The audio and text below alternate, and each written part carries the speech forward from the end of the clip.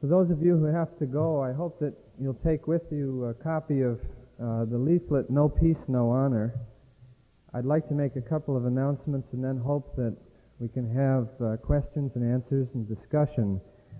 The reason that I bring this up is that we've found it useful in the past to be able to hand out on many, many hundreds of street corners and in offices, schools, neighborhoods, copies of informational leaflets that are very well documented and that make the specific point that we want made.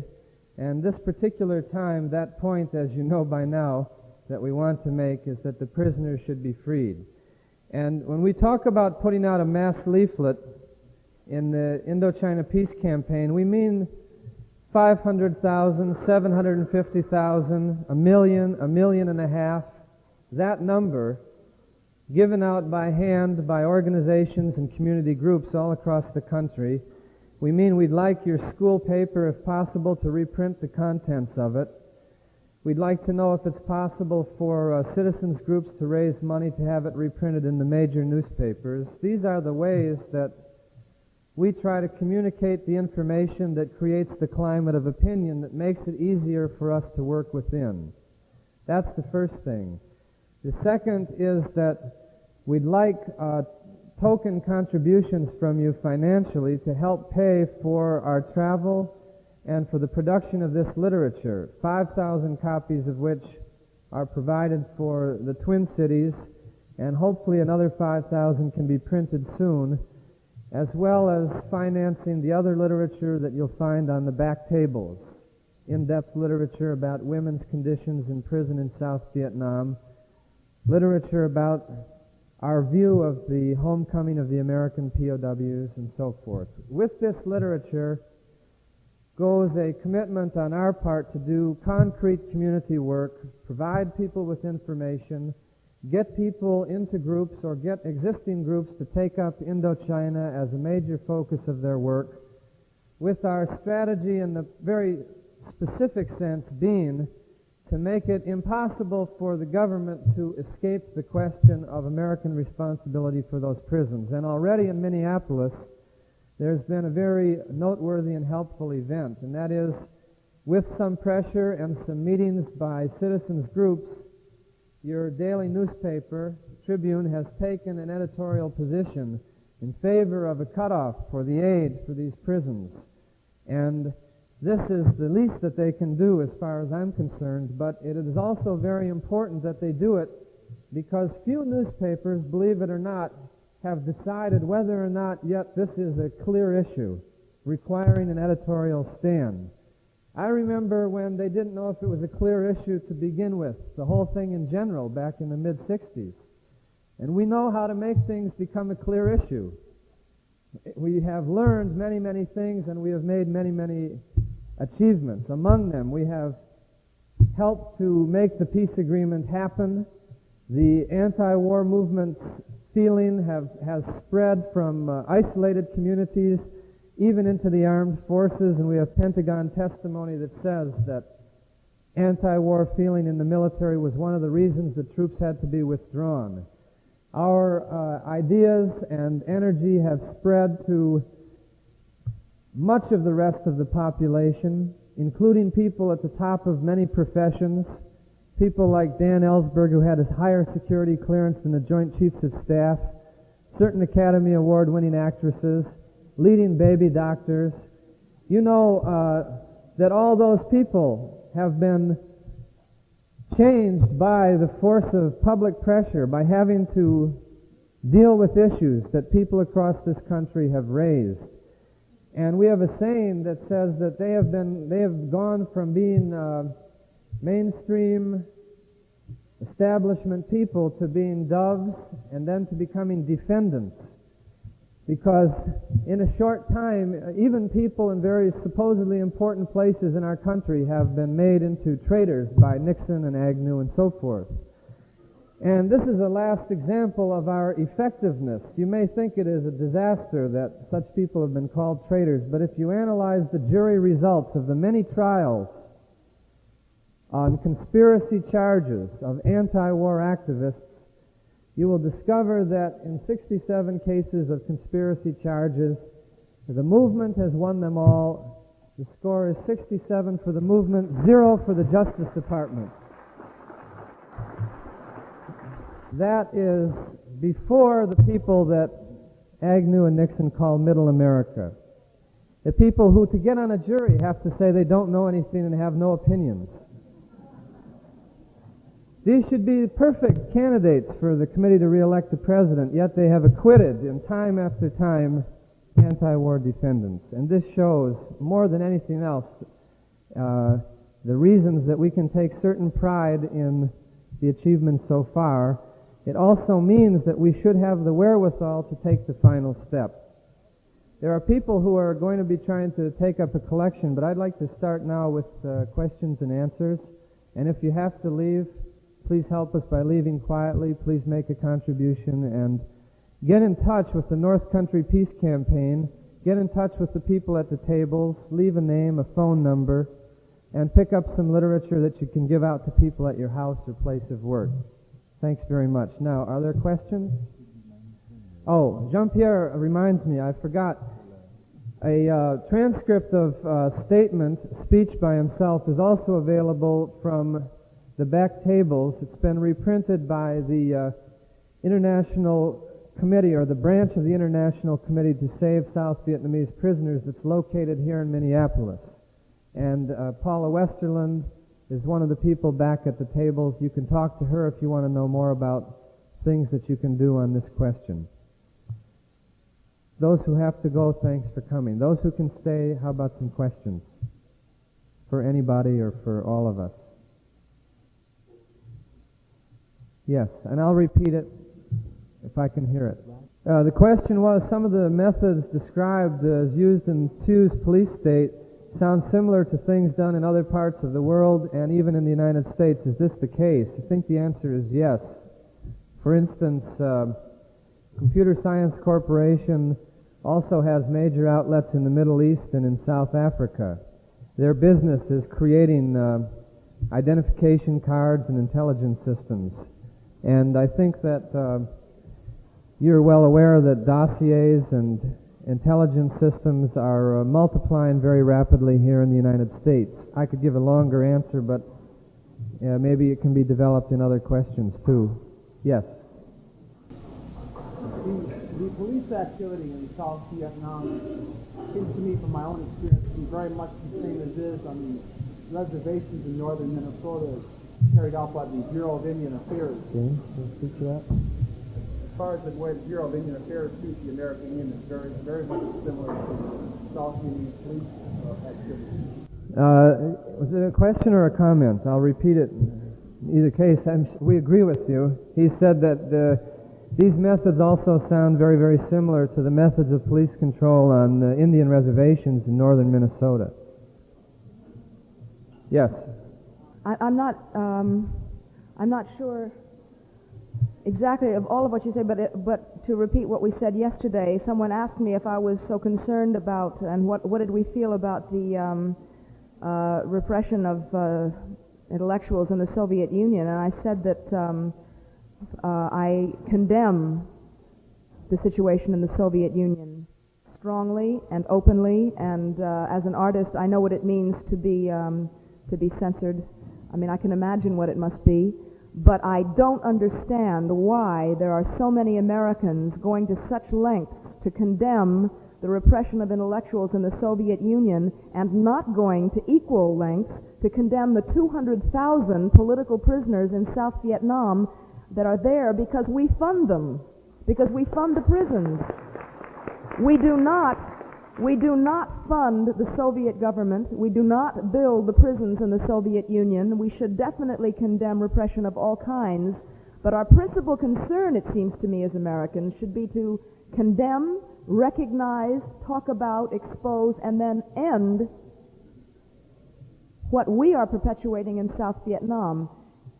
There are other things that I would like to mention that we can do. As you know, right now, very important bills are coming up for a vote. The foreign aid appropriations bills in Congress and the House of Representatives. There are amendments attached to those bills. In particular, in the Senate, the Augsburg Amendment, calling for a cutoff of all monies going to police states in the world, the police and prison systems in the world. It's terribly important for us to urge our representatives to support these cutoffs, to use the opportunity that's been afforded us by Watergate, when the Congress is and the Senate is much more responsive to its constituents. When they're worried and looking ahead to the 1974 elections, we must take advantage of that situation and be sure that they are going to work to cut off the funds to Q. Another thing, in the back of the room, you can get these bracelets, political prisoner bracelets with the names of prisoners on them and the prisons in which they're being held. Adopt the prisoners and write letters to them. This can save their lives. It's also a good way to start conversations. Explaining to people why you are wearing these bracelets doesn't mean you've been in a hospital, but we find that this is a very, very good way to raise consciousness, and we urge you to get a bracelet. Yeah. Yes.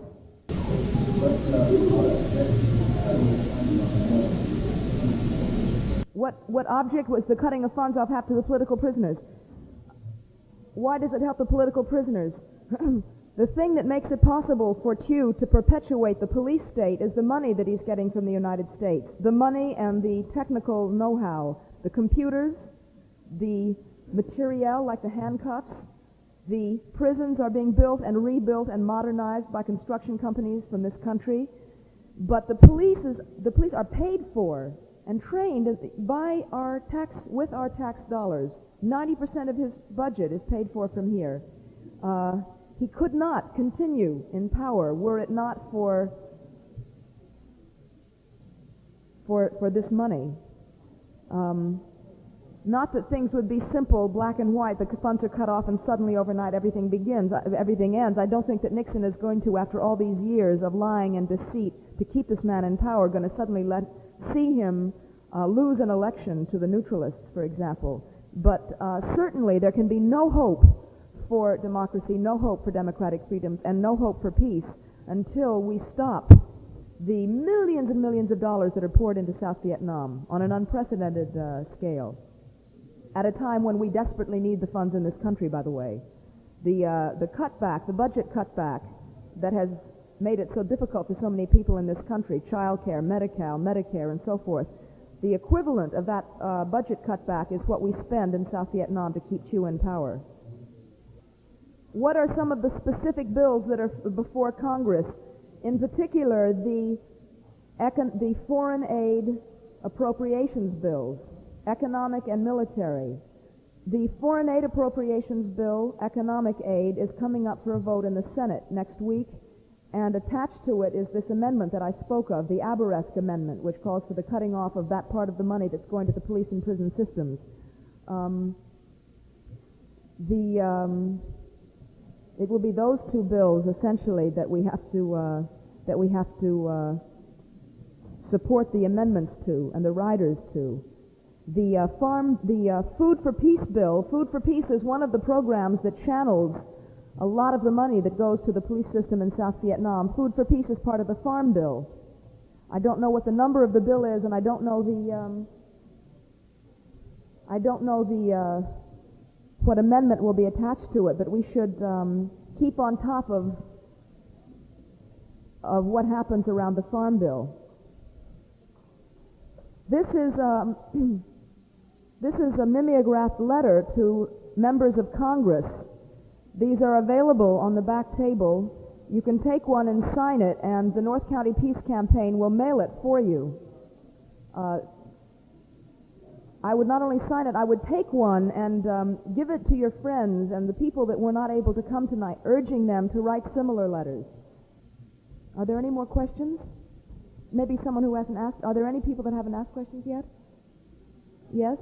The question is there an attempt being made to bring Vietnamese children and orphans in particular to this country, and how do we view this? Do we see it as a positive thing or a way of simply assuaging the American conscience? As someone who about 4 years ago wanted to adopt Vietnamese children as a way to assuage my conscience, I can now say that I am very much against the policy of adopting Vietnamese children. I think that if we are concerned about the Vietnamese children, and we should be, we should do what we can to allow the Vietnamese people to solve their internal problems, to create a viable situation in South Vietnam so that these children will be cared for. They are being cared for in other parts of South Vietnam and North Vietnam by the Vietnamese people, allowed to grow up in their own country with their own culture, which is far older, far more sophisticated than ours. I would hate to see Vietnamese children have to be exposed to our culture, quite frankly, and to have to grow up in the country that has destroyed theirs. Yes. I'd like to know whether you would have any specific recommendations for dealing with people in the United States.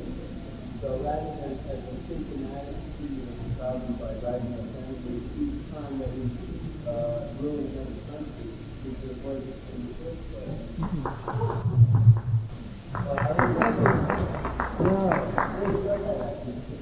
Pardon me? Yeah. I don't know why he laughed. The answer to that, you couldn't hear the question, right? It was about how to do preventive medicine on this sort of problem rather than just treat the symptoms. I think that very often you have to treat the symptoms and keep problems from becoming absolutely fatal in order to keep the hope for life alive, if you want to keep the analogy up. But if you want to think of a solution to aim for, I think you have to just say one more thing or know one more thing about this police state, which we should have mentioned but forgot. And that is, these police states are not set up because the president likes to torture people, and not for the goal of torture at all. Torture, like saturation bombing, is a means, is a strategy. Towards what end? Towards the maintenance of regimes like this. Why? Because at least a large part of the business community and political establishment and others believe that our security depends on having expanding markets and opportunities for control in vast regions of the rest of the world where there are countries like South Vietnam. To give you a specific example, the Thieu regime not only tortures its own people, but it lays its country open to complete waste by American corporations by writing the most liberal, so-called liberal investment laws of any country in the world. You can invest in South Vietnam for nothing. You don't have to pay any taxes. You don't even have to have token Vietnamese on your board of directors, just as long as you get in there. Why? Because Thieu knows if he can get some American corporations to build some hotels and open up some shops in Saigon, it will increase the American interest there and protect him against funds being withdrawn. Why do investors find better opportunities in South Vietnam than in Minnesota? Why do big companies in Minnesota set up what you call runaway shops in other parts of the country? Why has the labor movement since 1945 in the United States had its foreign policy directly controlled by CIA agents like J. Lovestone? Why is this? Because the places like South Vietnam and other artificial creations, Philippines, South Korea, are places that have almost no labor costs and almost no tax problems, whereas the state of Minnesota, through the hard struggle of the labor movement and many other forces over the years, has raised people's standard of living a bit, protected people against arbitrary power a bit, and made the climate of investment more difficult here than in other places where there are virtually no overhead costs. I think, put very, very strongly, that is why American companies are leaving America and not coming back. They're expanding, especially to the Pacific, but because the situation is saturated here, the cost of living is so high, the taxes are so great, they're pushing in an outward direction for more opportunities. And you may say, well, we don't need South Vietnam for any monetary reason. And that's true. If South Vietnam went communist and threw out all the American investors and so on, whatever in your imagination might happen, it would not mean the end of the American economic system by any means. But the Pentagon, and in the past, I don't know about now, large parts of the business community have put a very high price on South Vietnam as a special case, as a model, as an example of the American commitment and willingness to maintain support of unpopular regimes against violent revolutionary pressure. So it's an area where the United States has committed itself to hold the line as an example to other areas around the world, and that makes up for whatever lack of economic importance you might think South Vietnam has. It becomes the focal point of American strategy, the test case for this generation. And I think that's the reason that it becomes necessary to even support torture. The solution to that is to end that empire. That's what I said in the beginning. You have to decide that that empire means you will not have democracy. You will have a labor movement in this country that is controlled by the administration and the CIA. You will have a tax structure that is inequitable. You will have a cost of living that is manipulated by the White House. You will have democratic freedoms cut away. You will have the press manipulated, and even major political parties like the Democratic Party invaded by Watergate-type conspirators. That is the price for the American people of maintaining this kind of empire. And the choice is quite clear. If you want greater democracy in your economic life, in your university life, in your community life, you cannot have an empire that supports fascistic dictatorships. You cannot have both. They are impossible. And that's the long-range choice. Yeah. About Chile, everything we've said simply applies, I think, to Chile. The U.S. military has a military pact with the Chilean armed forces.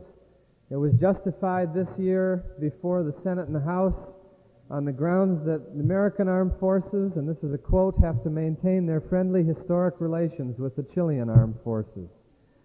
Those friendly historic relations consist of joint training exercises, joint workshops, probably classes at the International Police Academy in Washington, D.C., and it is the Army, as you know, which overthrew the Allende government, and the American ambassador was called by Henry Kissinger to Washington, allegedly just to have a meeting on the eve of Kissinger's confirmation.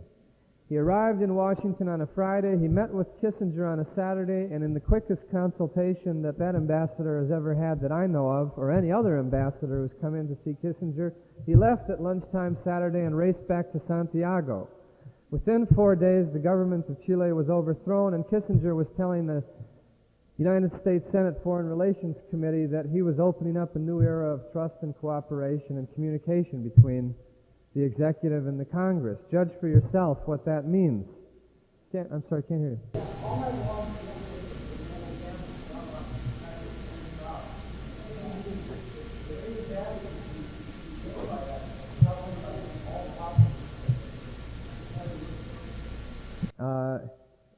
I'm sorry about that if it's bothered you. It was worked out between the local organization, North Country Peace Campaign, and the people doing the film, and I think that perhaps you should have been asked. I know this has come up before, but if you attend anything, you're going to get photographed by far worse elements than whatever you imagine our friends with the cameras to be. So, a couple more questions. Yeah. The statement was that he had read an article by a scholar saying that half the world's crude oil It's off the coast of Southeast Asia. So how can the energy crisis be divided from the Indochina crisis? I don't think that it can be, but I think that the statement is exaggeration, or it's a statement of the potential. It has not yet been discovered, but there certainly are expeditionary crews that believe there's that much oil. What is happening with oil is a worldwide search that starts with existing known oil reserves, especially in the Middle East, and has another list of oil possibilities, which include Southeast Asia, I think, at the top. Thailand is very important to this. Thailand has a coast that is supposedly one of the richer coasts, and Thailand, as you may not know, has sent troops in what can be described as a virtual invasion of northwest Cambodia. Described in the LA Times, I've seen, but nowhere else. They occupy the northwest province of Cambodia, which happens to be coastal and related to the question of oil, and they seem to be entrenching themselves to open up a new front against the Sihanouk-led forces in Cambodia. South Vietnam and North Vietnam, of course, have the longest coast, and there are all kinds of signs of oil investors expressing an interest that is quite ominous. They have signed contracts since the peace agreement, 6 companies, for oil exploration rights, but compared with their investments in other parts of the world, these are minimum commitments and represent an uncertainty on the part of the oil companies about whether South Vietnam is really going to hold up under Thieu. A couple more, okay, there and there, then we have to break up. Yeah. The question was, what about the other countries neighboring South Vietnam, the conditions there, whether people are actively protesting? I think it would be too long to go into much detail, but in Cambodia, as you probably know, there is a war going on with the United States supporting the Lon Nol side, which, in a Chile-type action, overthrew the Cambodian government in 1970. And on the other side is the leadership of that overthrown government and guerrilla army that controls most of the countryside and is fighting towards Phnom Penh. Sometime between now and next spring, I would predict there will be a crisis as that conflict militarily reaches the outskirts of Phnom Penh. And Nixon will use that issue to threaten the renewal of bombing, or threaten Congress by blaming them with the loss of Cambodia. In Laos, a peace agreement has been reached for the 3rd time in 12 years.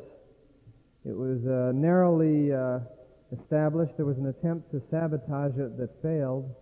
And now the parties on all sides are working out the arrangements for a coalition government, which will favor numerically and organizationally the Pathet Lao, the force that the United States has been bombing and fighting against. Laos is the most peaceful and stabilized of the 3 areas of Indochina. Thailand remains an area of increasing but geographically limited guerrilla war, and is probably the next Vietnam 10 years from now, because we have our B-52 bases there and our biggest investments there. The answer to both questions is kind of a no. I'll explain why. I believe that the change in this country is a process, and the next stage of the process is a challenge to the existing American political and economic empire, which has priorities that lead to wars like Vietnam. And that challenge is going to be built, I think, around 2 demands: for peace and for democracy. Those are some of the deepest desires of the American people. And in order to achieve both peace and democracy, you will have to have steady cutbacks of military bases, military funding, and the paramilitary institutions like the CIA that have so much power. You will have to then, at a certain point, raised the question of how to convert a war economy to a peace economy. And there, I think, way, way, way down the road, will come up the question of socialism, if you mean that a economy that would guarantee peace would have to be one that would be under the control, legally and administratively, of the people who do the work, the people who do the buying, and so on. But I think that that question is more than a generation away, and that in this generation the issue is the challenge to the American empire, and I don't think you can go from empire to socialism. Secondly, on the question of the revolutionary versus evolutionary, I heard a woman who lost her brothers and her husband in the torture chambers of Batista's Cuba once talking about Fidel Castro after his closest friend Che Guevara had been caught and killed, and a whole period of guerrilla warfare in Latin America seemed to have come to an end, and there seemed to be no hope. And she just said that the strategy now is to give people hope where there are no answers and no roads, and every road seems closed. I think that usually big changes in different countries come by surprise and never in the same fashion. And it would be very mechanical to say that it has to come through either elections or guerrilla war or a general strike. Although we have to study the experience of other countries very, very deeply and not live in some narrow American framework, we will find that whenever deep changes come about here, they will have their own particular American form and imprint. That doesn't mean that we should just be pragmatists and avoid what's going on in the rest of the world. It doesn't mean that more socialist governments will be elected in Latin America. It doesn't mean that guerrilla war will be the answer. I think we're now at a point where there has not been a revolution in the world for 14 years. And this is a very serious and unbelievably intense moment, because one revolution in 3 countries is very near: Laos, Cambodia, and South Vietnam, and the United States is doing everything imaginable to hold the line there. And the form that that revolution has taken is obviously not like the Chinese, not like the Russian, and not like the Cuban. We could go into that if you want. And when it happens, I think it will unleash other possibilities around the world, and other kinds of revolutions will take place. There will be other Che Guevaras, and there will be other Salvador Allende's. That's inevitable. Last question. What we should do about the oil crisis, I am no expert on that, but I think that you have to you have an impossible alternative sketched out by the administration, which is either to dry up our energy reserves and expire, or to continue to exploit people who have the ability to resist exploitation and bring us into wars. And the solution to this problem is to make either evolutionary or revolutionary, however you want to define it, changes in our policy towards these countries, breaking with exploitation and beginning to trade with them on an equal basis. And that's the alternative that's entirely neglected. Some people think we can develop some other oil substitute or something like that, which I suppose theoretically you could, but I think it might be 35 years away. Okay, one more and then we must stop. Oh, she had good news, but she lost her voice. It was that she believes that the CIA-funded Air America will be disbanded by Christmas. That would be the end of 27 or 29 years of flying. Okay, thank you very much.